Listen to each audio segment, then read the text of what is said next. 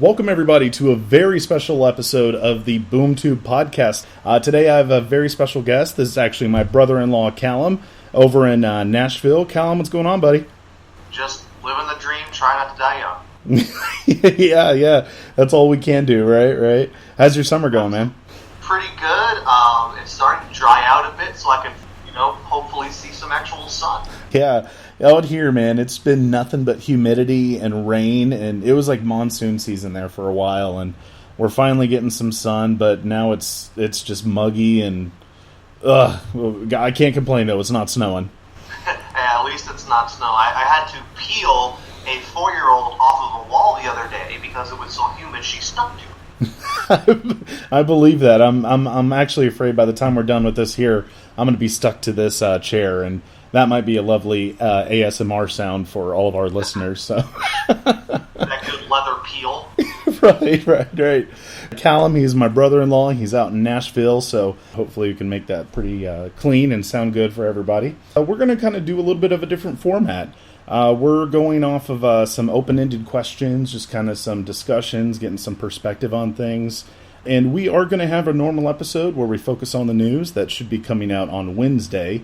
That simply is a matter of scheduling, holiday weekend. Our scheduling issues is a bonus episode for all my listeners and extra work for me. So without further ado, we'll go right into it. So one of these brand new segments is something I'd like to call a spotlight. And with this, we're going to focus on some sort of medium, be it a book, game, TV show, movie. And it's going to be something that we truly enjoy, but maybe doesn't get the attention that it deserves. Maybe we're going to, try to bring some light to it and try to get the word out there. I'd love to hear what you brought today, Calum. All right, so I have brought you a movie from 1977 that just got remade last year. It's an Italian supernatural horror film called Suspiria. It is directed and produced by the Argento family. Meaning that it's directed by Dario Argento and it's co-produced by Claudio and Salvatore Argento. And it's this really trippy movie about a dancer who goes someplace to study but stumbles into a convent of witches, which is absolutely just a gorgeous movie. It's really, really good if you don't mind reading subtitles in Italian. Sure.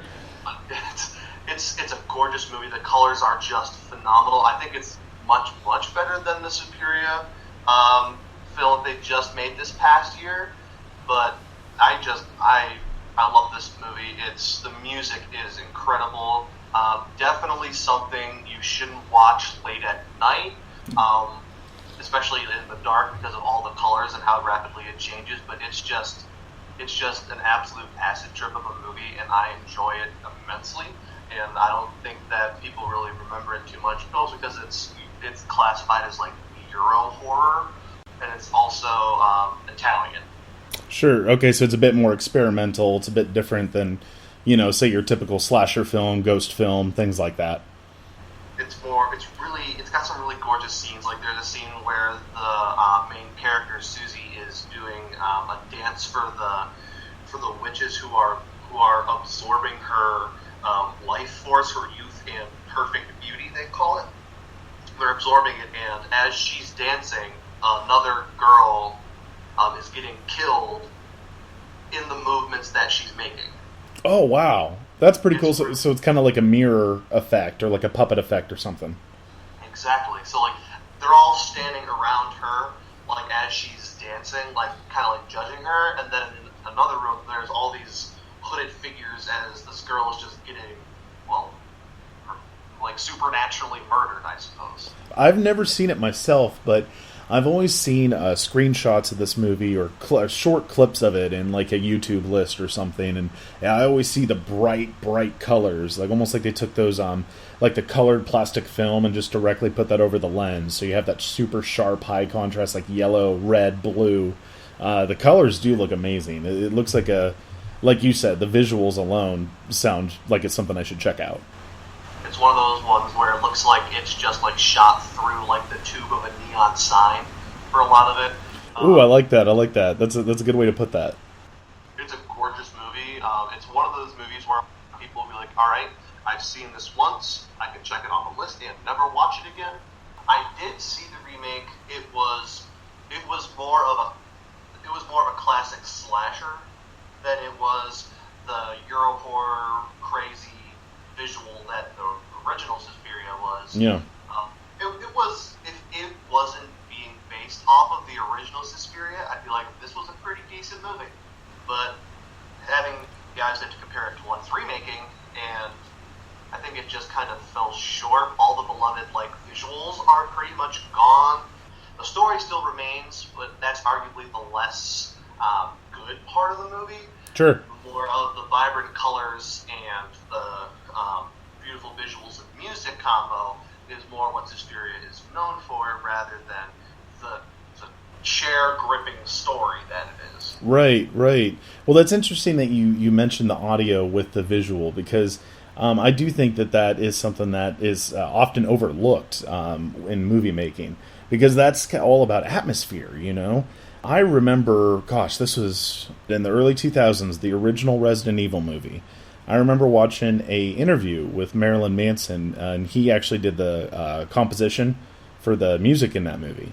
And he said that he intentionally chose certain notes that are similar to somebody screaming or a baby crying, things that these notes have subconscious effects on a person, and it makes you uneasy. I know that there's obviously visual cues that can cause that as well. So for a movie, in particular a horror movie, to kind of focus on that and really hone in on those things, I think that's really effective. And if that's what you say it is, this sounds like a movie I'd really like to check out. Absolutely. And back onto the topic of music and movies, you don't really think of how important it is until you imagine the scene where Captain America in Endgame says Avengers Assemble, set to the theme of yakety sax. Then you really take notice to how really important music is to movies, to the moments in movies. Right. And now this is all that I'm going to think about. And I need to see this, and I need somebody out there to make this edit if that's not already out there. I need to see that. That is great. That can be an entire series. That could free idea that I'm going to put out there in the ethos, because I ain't going to do it. But take serious scenes from movies and put in yakety sax or something like that. That's an absolutely ridiculous theme, like maybe the theme to the Water Boy or something. Right, or Freakazoid. That's great, dude. Oh my gosh, so Suspiria. Okay, so that sounds like a good movie. That sounds like something I would really dig. The visuals, the horror, the atmosphere, and I certainly don't mind subtitles. Pan's Labyrinth and various other films. Subtitles don't turn me off personally. Right. I mean, if the movie's good, the subtitles don't really matter, like they did with A Quiet Place. You start to forget. Exactly. Right. Exactly. Well, I have brought a movie myself. It's so funny. It's one of my favorite hidden gem comedies, and it just blows my mind nobody has seen it. It's called National Lampoon's Loaded Weapon 1. And just a brief story on that. I think I was in 7th or 8th grade, going through Walmart with friends like you do when there's nothing to do in a small country town. And I picked up this DVD in the bargain bin, because what the heck, I've just money burning a hole in my pocket. This movie is hilarious. So it's called Loaded Weapon 1, and it's obviously a play on Lethal Weapon and its many sequels. It stars Emilio Estevez, Samuel Jackson. It has cameos by all kinds of Bruce Willis as John McClane. The villain is Tim Curry and William Shatner. I mean, that alone, can you talk about, hamming it up and, chewing the scenery? Nothing quite like getting chased by Pennywise and Captain Kirk. Right. I don't know if you ever knew this, but a little tiny bonus bit of trivia is Michael Myers' original mask was a William Shatner mask painted white. So you got Pennywise and Michael Myers. This movie is so good, and it's got so many great cameos. And the thing that I can't believe about this movie is it's a National Lampoon movie. So that alone kind of brings some recognition. And it just, I don't know, have you ever heard of it? I haven't heard of it, but it kind of sounds like the Scary Movies series if they were actually good. Right. Or the first couple ones, But this movie is just fantastic. It's got great meta humor. It makes fun of all the action tough guy movies from the 80s and the 90s. And it just goes into some great territory. And I really don't want to... I can't talk too much about it because it is ultimately a comedy. You know, I don't want to give all the jokes away. But the things I can just promise is the cast is excellent. The story and the writing is hilarious, especially if you're into buddy cop movies and action movies. But National Lampoon's Loaded Weapon 1... highly recommend checking it out. I've never seen it stream anywhere. That's one of those random movies, you know, you never see streaming. I've owned it on DVD this whole time, but it's just one I still have never come across. So this might be an Amazon purchase if it's something you're interested in, or if you're still lucky enough to have a video store near you. Definitely check it out. I highly recommend it. Yes, if you happen to have a highly coveted Blockbuster near you. Yes, yeah. You know, that blows my mind. If we can just talk about that for a second. So, I understand how movie rental stores have gone under with the rise of streaming and all that. I get it. However, how has that not reached a point where it's now a novelty or a niche? Or, you know, as I just said, certain movies aren't always found on streaming services. And, you know, the movie store would be a good place to go. It just still surprises me that you don't see more of them. Like, again, I understand why they fail, but you know where I'm coming from? Yeah, I get it, but I think it's because they refused to adapt to begin with, and they went down so hard that it didn't really pan out, sort of like how Kodak didn't adjust to digital cameras. And they thought that film was going to always be the way to go. Right. Now, the Kodak factory is only operating at a fifth of its original size. And Blockbuster is completely bankrupt because they didn't adjust fast enough. They still had those empty VHS cases all out through their store that you could bring to the front and get the VHS tape put into it. Up until, oh goodness, I don't even know when they actually finally made the switch to putting DVDs out there. But it took them way, way too long, and they ended up losing way too much money before they could actually,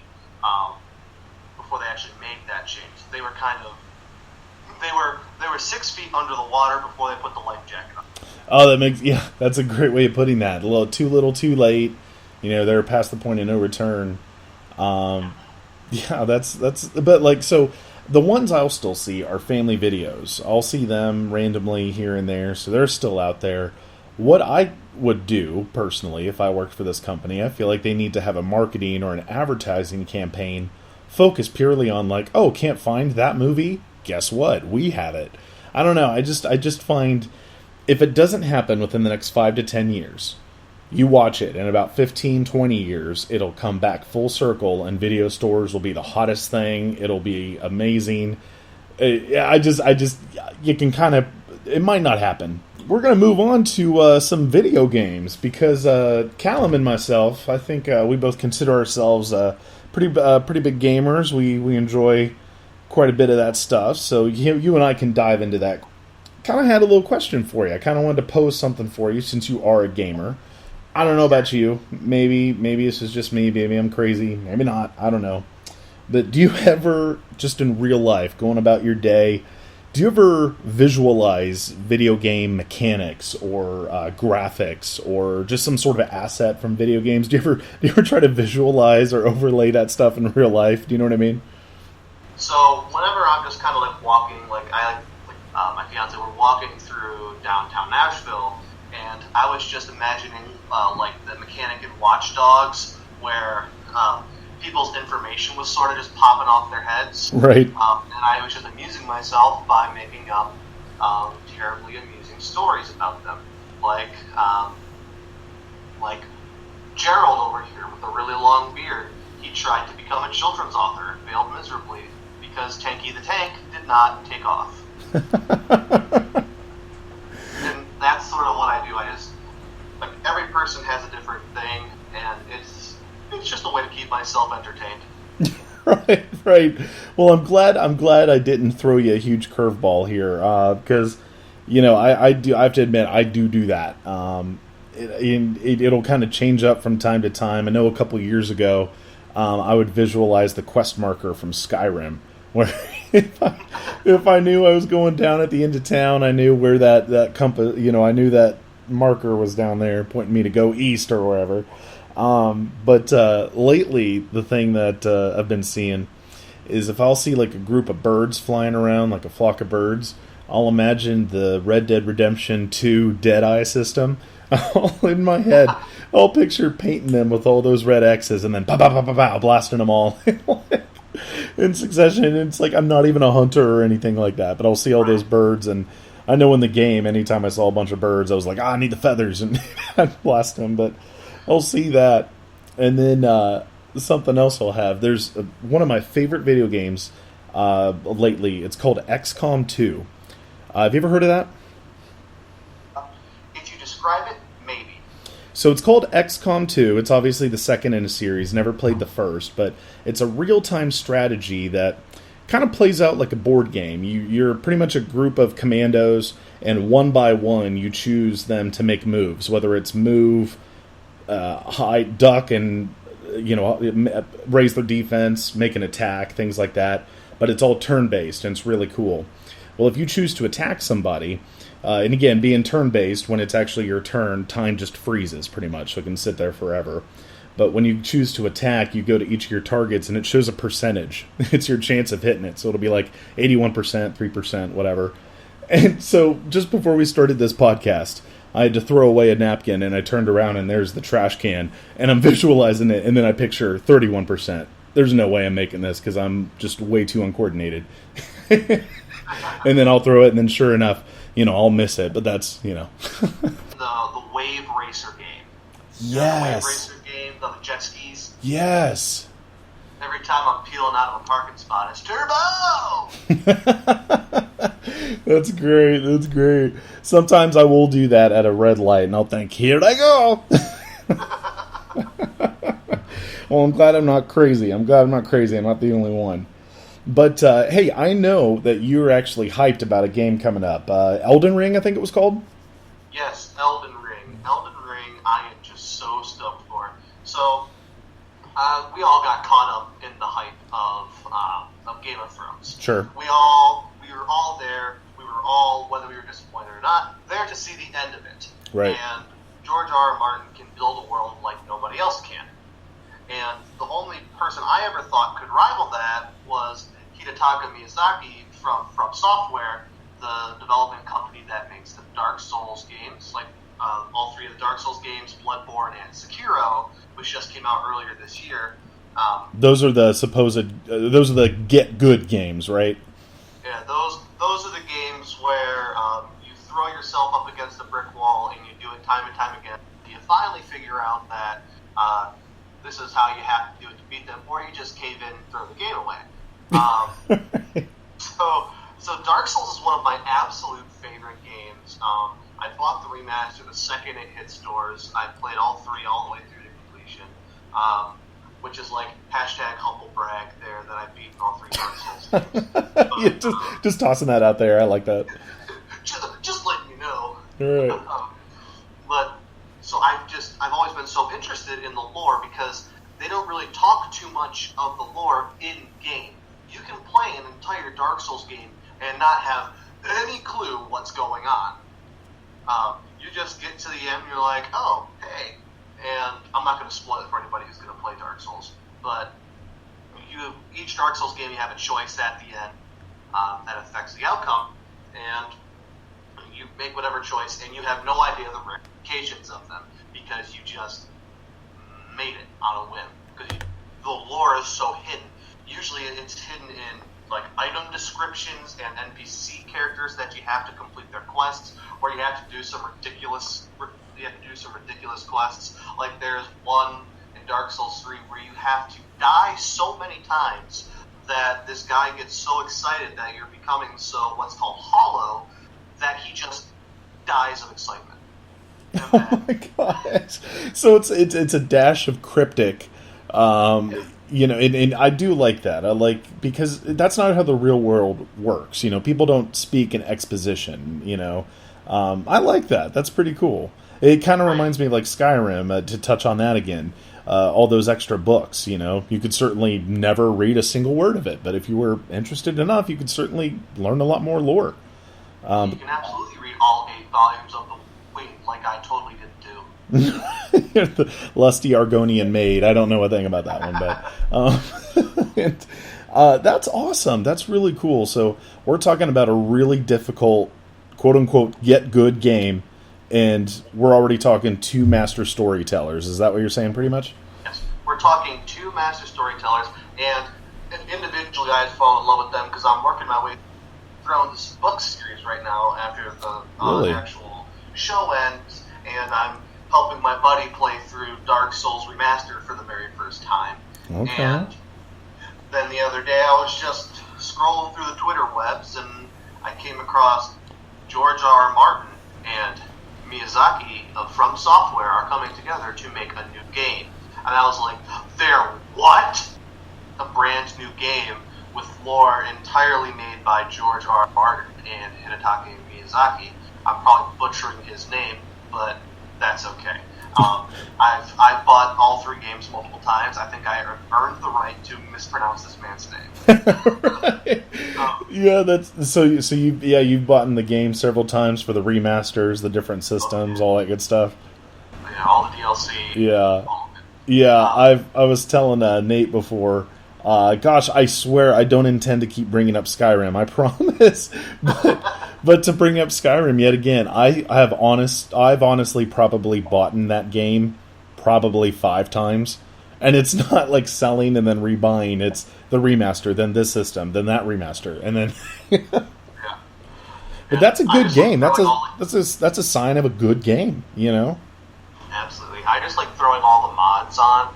Like right now, I have lightsabers. That's awesome. That's I should probably be shocking nobody here, but one of the mods I'm using is the ability to be Batman in Skyrim. Naturally, your sneak is maxed out, your hand-to-hand combat, all that good stuff. Shocking absolutely nobody. Right. Well, Calum, thank you so much for joining me today, man. I hope you had a good time. Did you like it? Did you enjoy it? It was great. We had a lot of fun. We laughed a lot. It was great. Yeah, man. Well, thank you again for joining me, and to all of our listeners, thank you again for bearing with me. We're going to have a regular episode up probably Wednesday, but we have this special bonus episode for you guys just in time for your Monday morning. So I hope you did all enjoy it. Please mind the canned call, but again, we're in completely different states, making do here. Please follow us at our Twitter. We're, of course, at BoomTube Podcast. You can interact with us there, give us ideas, ask us questions, and just learn all the up-to-date news, see what's going on with us. Have a great day. We'll see you soon.